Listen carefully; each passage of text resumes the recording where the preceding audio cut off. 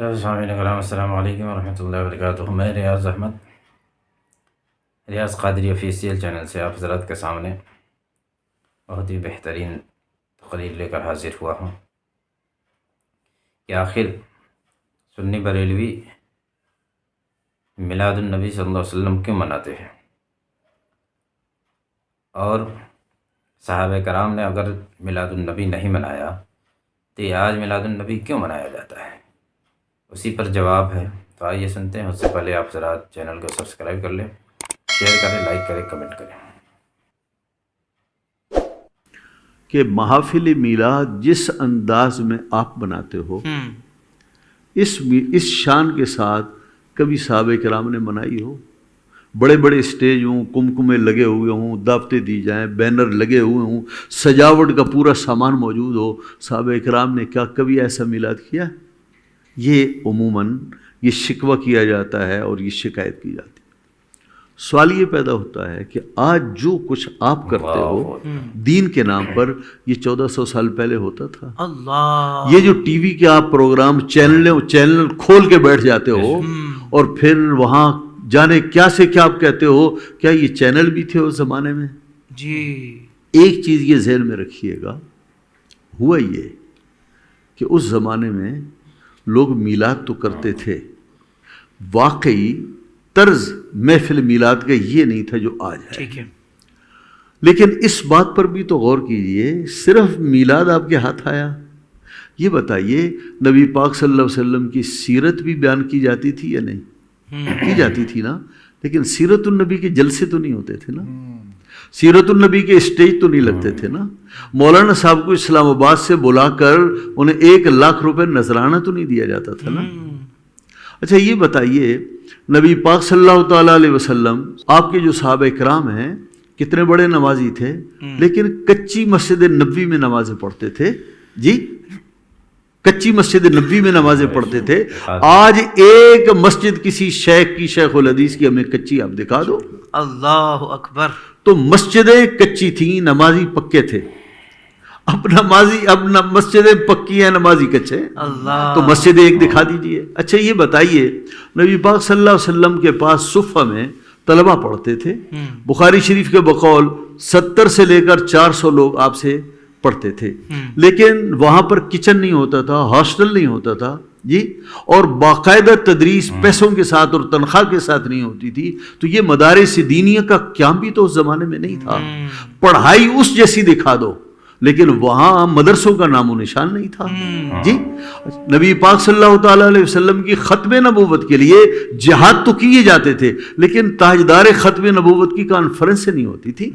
جی، تو یہ بتائیے، صرف میلادی آپ کے ہاتھ آیا، باقی چیز ہے؟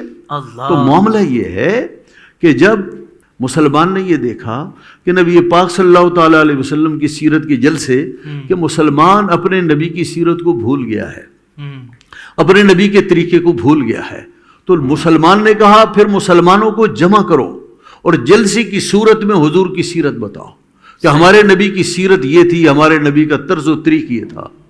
مسلمان اس زمانے میں دین ذوق سے پڑھتا تھا، اور جب دین کا ذوق اور علم دین کا حصول کا ذوق ختم ہو گیا تو علماء نے کہا پھر ایسا کرو، سہولتیں دو، مدرسے بناؤ، مطبخ بناؤ، لوگوں کو سہولت دو، تاکہ دین کا جو کام ہے وہ ٹھپ نہ ہو اور علم دین کا فروغ زیادہ سے زیادہ ہو۔ تو پھر مدارس بنائے گئے اس ضرورت کی وجہ سے۔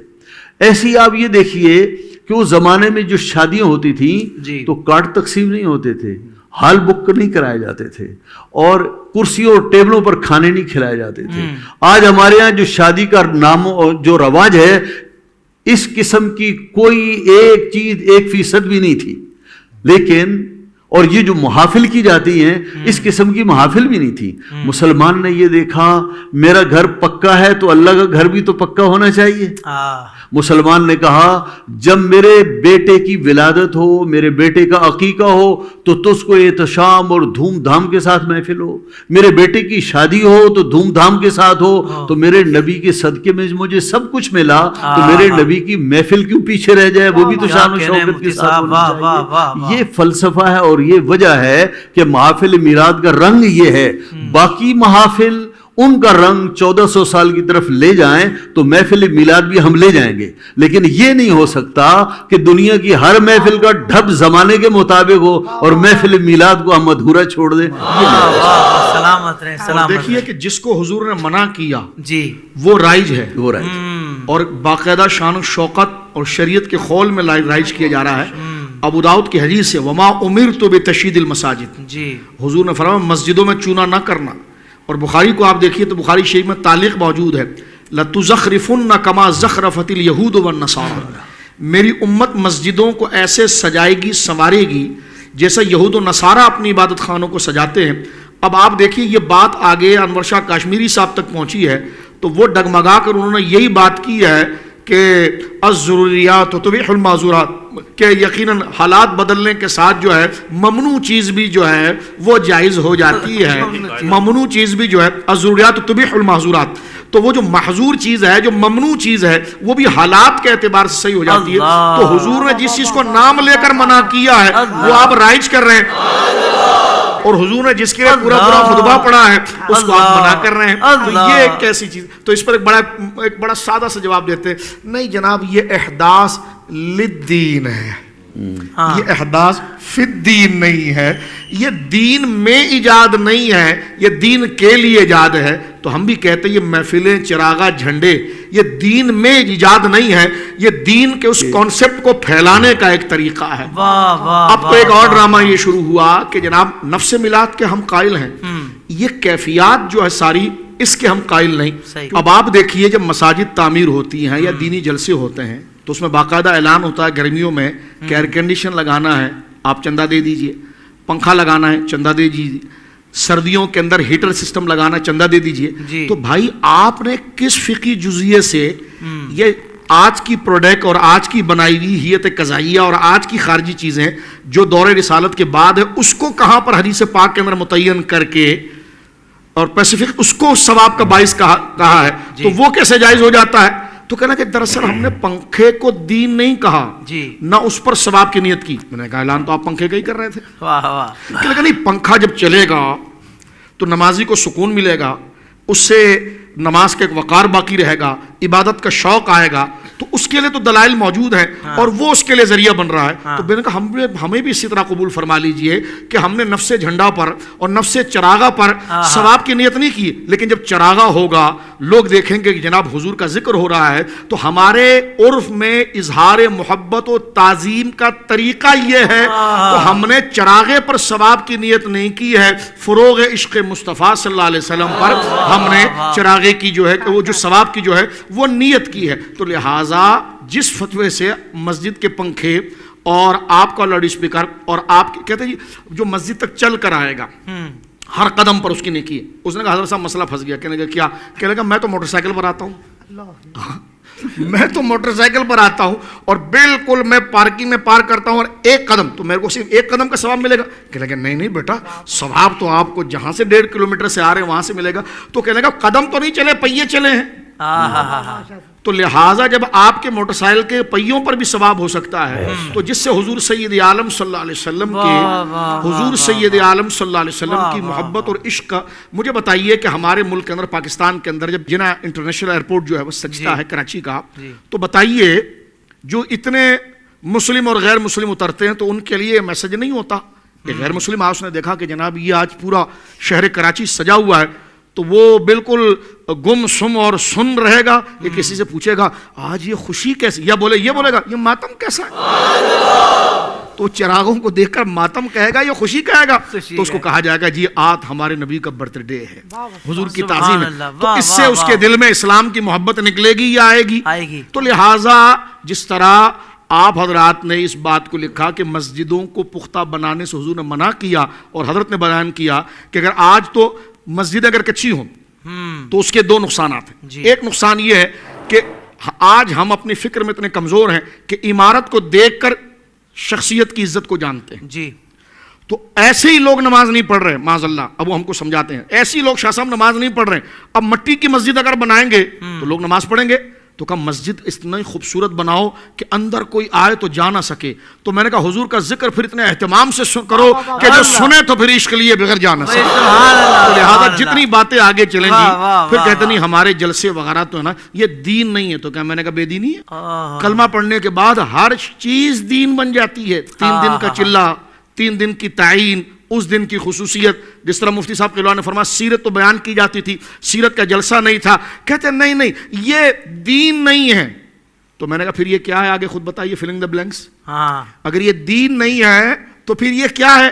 اگر ہم کچھ کہیں گے تو ناراضگی ہوگی. کہتے نہیں یہ دین نہیں ہے، جو پیغام جا رہا ہے وہ دین ہے. تو ہم بھی وہی کہہ رہے ہیں، چراغا دین نہیں ہے، عظمت مصطفیٰ دین ہے، عشق مصطفیٰ دین ہے، جس کے فروغ کا وہ ذریعہ بنا. علامہ شامی کے ماموں سے جب پوچھا گیا تھا یہ مینارے بنے ہیں تو جناب یہ کیا بدعت ہے؟ فرمایا سنت ہے.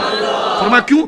فرمایا جو فروغ سنت کا ذریعہ بنے گا وہ بھی سنت ہو جائے گا، سبحان اللہ، اس پر وہ اجر ملے گا. تو لہٰذا یہ ایسے دلائل ہیں جب بندے کو محبت ہو جائے نا تو ہر چیز سمجھ میں آتی ہے. وہ پہلے زمانے میں ایک لطیفہ مشہور تھا، مزاحاً عرض کروں کہ خاتون اپنے شوہر سے خوش نہیں تھی تو وہ کھڑکی کے کنارے بیٹھی ہوئی تھی اور شوہر اتنے با کمال تھے کہ ہوا میں اڑتے تھے.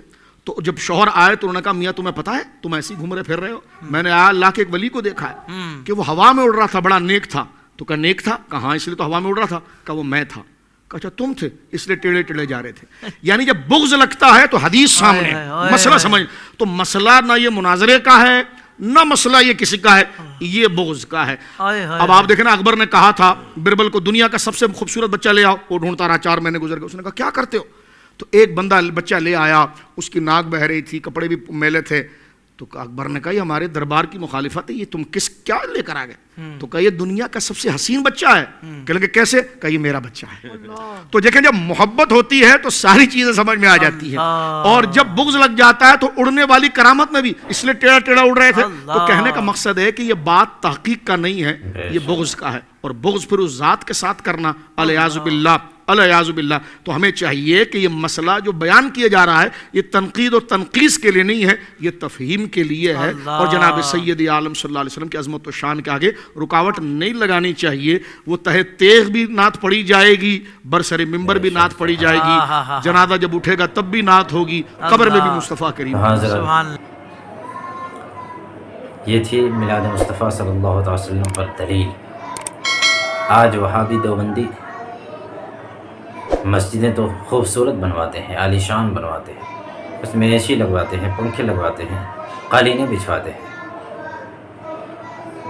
مگر مدرسے بنواتے ہیں، اس میں درس و تعلیم دیتے ہیں، ختم حدیث کرتے ہیں. جو آج نئی چیزیں جو حضور کے دور میں نہیں تھیں وہ تھیں، مگر ان کی شکل بدل گئی. مسجدوں کی شکل بدل گئی. مسجدیں کچی تھی آج پکی ہے. تو انہیں مسجدوں پر اعتراض نہیں ہے، مدرسوں پر اعتراض نہیں ہے، درس و تعلیم پر اعتراض نہیں ہے، نئی چیزوں پر اعتراض نہیں ہے. صرف انہیں اعتراض ہے تو میلاد مصطفیٰ صلی اللہ علیہ وسلم تھے. ان کے حضور صلی اللہ علیہ وسلم سے بغض، عداوت کی بو آتی ہے اس سے. تو آپ حضرات چینل کو سبسکرائب کر لیں.